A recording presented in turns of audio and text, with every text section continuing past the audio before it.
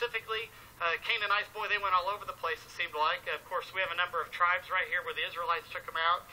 The Sinai Peninsula, named for the Sinites.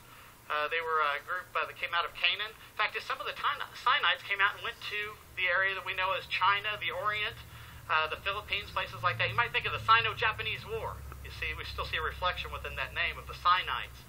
If we look at Japheth, the Europeans, by and large, kept a lot of records, a lot of written records specifically, especially with Greece and Rome and places like that, so we can actually trace a lot of these in even more detail. We have Galatia, the Gauls, the Welsh, Celtic Caledonia. They all came out of Gomer. Not to be confused with Gomer Pyle. Golly. Yeah, please don't confuse it with that. This is Gomer, the grandson of Noah. I separate out Ashkenaz specifically here. A lot of the Germanic peoples came out of Ashkenaz specifically. The Jews still call Germany Ashkenaz even today. A lot of the Norse, the Anglo-Saxons over in England would have come through Ashkenaz. Some of them even settled in the region that we know of as Turkey. Others, Tagarma, Ashkenaz brother, that's Turkey. The different Turkish-speaking groups probably came all out of Tagarma.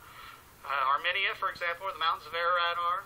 Magog has a lot of the Slavic groups, a lot of the Scythians, even the Scots came out of Magog, and there's a bit more. A lot of people have tied in the Eskimos and the Aleutians, kind of in North America, to a language family very similar to the Baltics, the Finns, and the Huns, which is kind of interesting there. There's some more history we can always talk about at other times. Meshach is Cappadocia. That's at least how I've always pronounced it. I think I've heard some other people pronounce that a little different, but you might think of Moscow in that particular region. Javan is the Greeks. A lot of the coastline places throughout the Mediterranean were settled by a number of Greeks. Even the Britons came out of Greece by some of their history. Tarshish there in Spain. Some people have questioned this particular Tarshish, if that's one of them, but I'll leave it on the map here. Even Saxony, the lower regions in there. If we look at Tubal, you might think of the Tubal River up here, Tobolsk in Russia.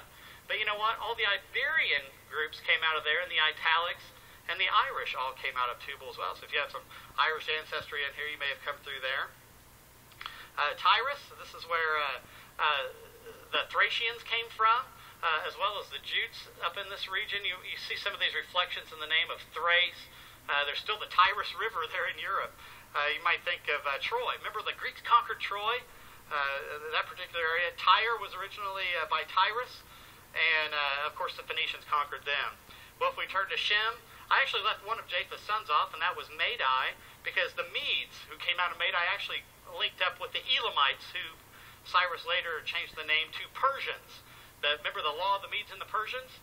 Think of that those two groups kind of came together. You might think of Bactria, some of the other places people continue to go to. Asher, we know of Assyria. There may have been some others. Arphaxad, this is the lineage of Christ. And so you can kind of see people moving all over the place. The Lord had a tendency to call people out and move people around, didn't he? You think of Abraham coming out of Ur. You might think of the Israelites down in Egypt coming out, wandering, and then finally going into the Promised Land. Joktan inhabited big parts of Arabia. The Arabs claim that only 2 of Joktan's 13 sons ended up in Arabia. The rest went to India. And you know what? India is a melting pot of languages, isn't it? Yeah, it really is. So that makes sense if you get that many different language families and they're deviating and so on. Lud, a lot of the southern parts of Turkey. You might think the book of Revelation. It was written to a number of different churches there. One of them at Laodicea. They would have been some of the descendants of Lud here. Strabo, Greek historian about the time of Christ, he actually says that the language of the Lydians was almost extinct at his time. He only knew of one place where they were still speaking that particular language. You might think of Aram. This is the Syrians, the Phoenicians. Carthage, who fought against Rome. For example, Aramaic was the common trade language. Of course, Jesus cried out on the cross with that. But you guys are probably tired of maps now, right? Yeah. Did you see some of your ancestry in some of these, though? Yeah. You know where it gets tough, though? The farther away you get. When you get to places like America or Australia, places like that, it gets tougher because what happens is sons or grandsons move so far, then the next son or grandson moves so far, and so forth. And a lot of times these regions are named for this particular person or this one who's not recorded, and we don't have good written records to take it back to the Tower of Babel. Now, we can kind of assume that Cush and Put had populated other parts of Africa. Joktan primarily hit India. There may have been some others in here, the Sinites, and then other people coming on around. But when you get to places like Australia, how in the world first did people get there? Do you think think they walked to these places? Oh, it's possible. Do you realize that most creationists believe that there was an ice age that followed the flood? What happens in an ice age? Take a lot of water out of the ocean, put it on land, so the ocean level drops. And when the ocean level drops, it exposes land bridges. So in theory, people could have walked all the way to the Americas, all the way to Japan, all the way to England, places like that without having to take a boat. So it's possible that they did walk there. Well, either way, people obviously made it there. We suspect that some of Magog's descendants made it up here to where the Eskimos, people like that, were perhaps some of the Sinites. But there are a number of language families here in the northern part of the United States, even down in the southern parts of South America, North and South America just by and large, but there's only maybe 7 to 9 or so. We get some isolates and so on. But some of these people we still haven't been able to trace from the Tower of Babel. Same thing with Australia. You know, who is it that really populated those areas? I would love to find out a little bit more research on these particular areas. Hey, it is exciting. It's a great area of research. And I've been working with a few people, but maybe one of these days we can get a book out of this. And you can look at this stuff in a little bit more detail. But yeah, people could have went by boat. Let's face it, the people who made it to Hawaii didn't walk there, right? So they did have to go. What about the decrease in ages? I mean, we don't live 900 years anymore, dude. Does we have anybody here 800 or over? No? Okay, somebody knows how to answer quick, right? Well, you know, we look back. Before the flood, people were living upwards of 900 years. You know, you might think of Enoch, who was translated without death, which makes for an interesting question. Who is the longest lived person in the Bible? And his father outlived him.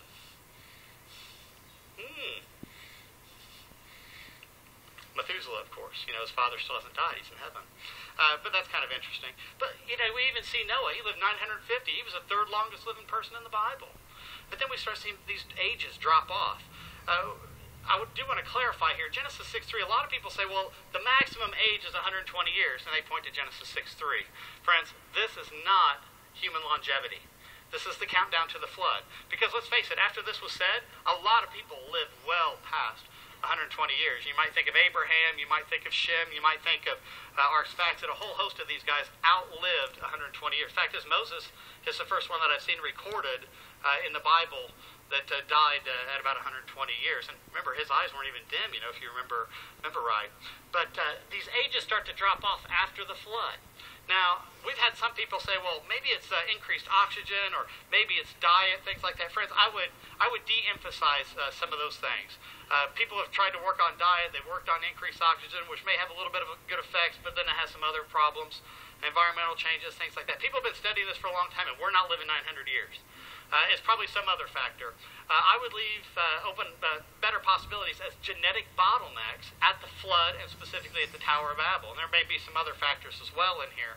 But if you look after the flood, specifically after Shem, if we look at those three generations, people were living about the same age, weren't they?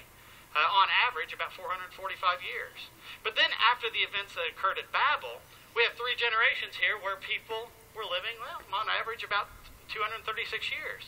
So we see these massive drops as a result of some of these events that are going on in the Bible.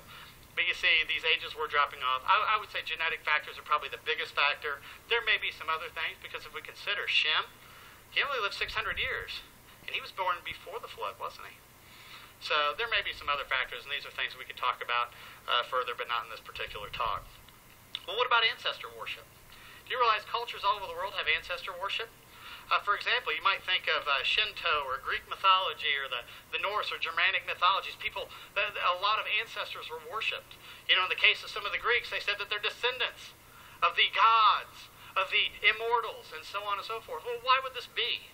Well, think of it this way.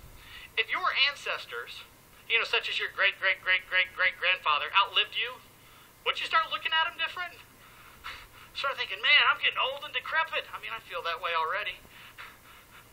But then you look at your great-great-grandfather, and it's like, boy, he looks like he's 28 years old. What's going on? You know, people start looking at him different. They start thinking, wow, these guys are like immortal, where we're mortal. These guys are like gods. Notice how people elevate people to a higher status. I suggest that's what's been going on for these various religions, whether it's Shinto, Greek mythology, Egyptian mythology, and so on and so forth.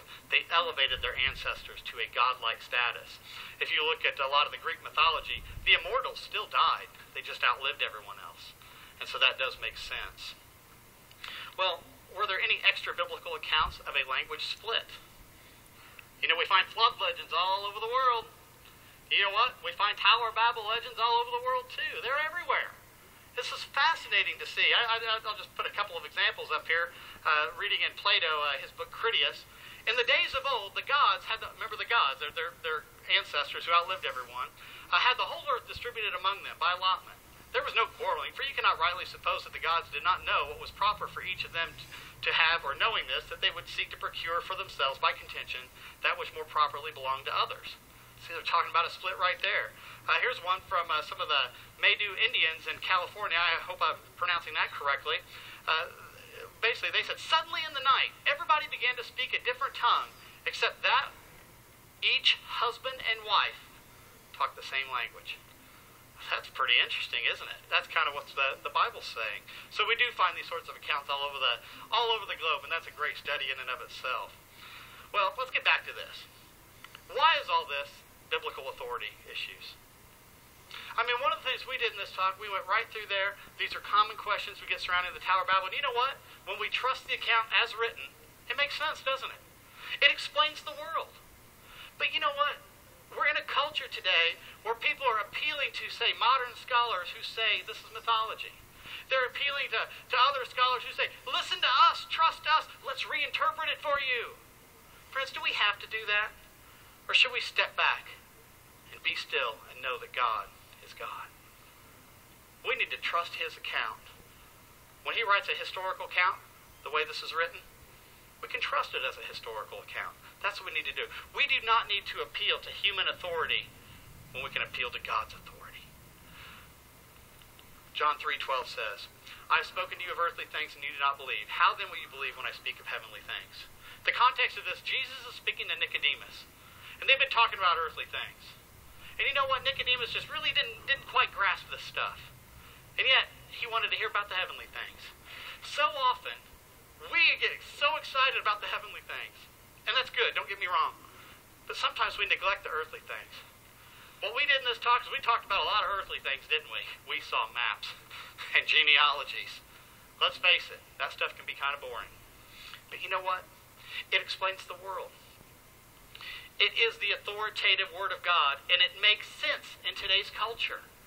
Those are the earthly things. And you know what? Because those earthly things are true, that means the heavenly things in the Bible are also true, right?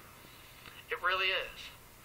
If the history is true, the message of the gospel is also true. And let's not miss this. I mean, we're talking about the Tower of Babel. We're looking at all these different questions that people have, and we're seeing how to answer those from a biblical perspective. We're looking at the earthly things. Friends, let's not miss the gospel in all this. Let's not miss seeing Christ at the Tower of Babel. For example, Genesis 11:7. Let us go down and confuse their language. Let us. You see, it's a reflection of the Trinity, the triune God. You see Christ right there. Genesis 1:26. Let us make man in our own image. You see the reflection there?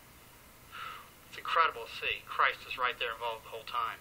But even the word used in the account there, when the Lord came down to see, that's the word Jehovah, which is a variant of I am, or I am who I am. That's where that name comes from. Remember, it's used in Exodus 3:14. But think of John 8:58. Before Abraham was, I am. You see, Lord's involved the whole time. But also keep in mind, 120 years or whatever it was before this, at least more than a century, there was a very violent judgment with the flood. And yet, what do we see? An extremely mild judgment. A simple confusing of languages. You know what? That is the grace of God. And we need not forget the grace of God. And we need to always remember that when it comes to situations like this, when people try to attack the authority of the Word of God, we need to stand on the authority of the Word of God, and we need to give the Lord the glory and the honor in all of this. But I really appreciate it. Thanks, guys.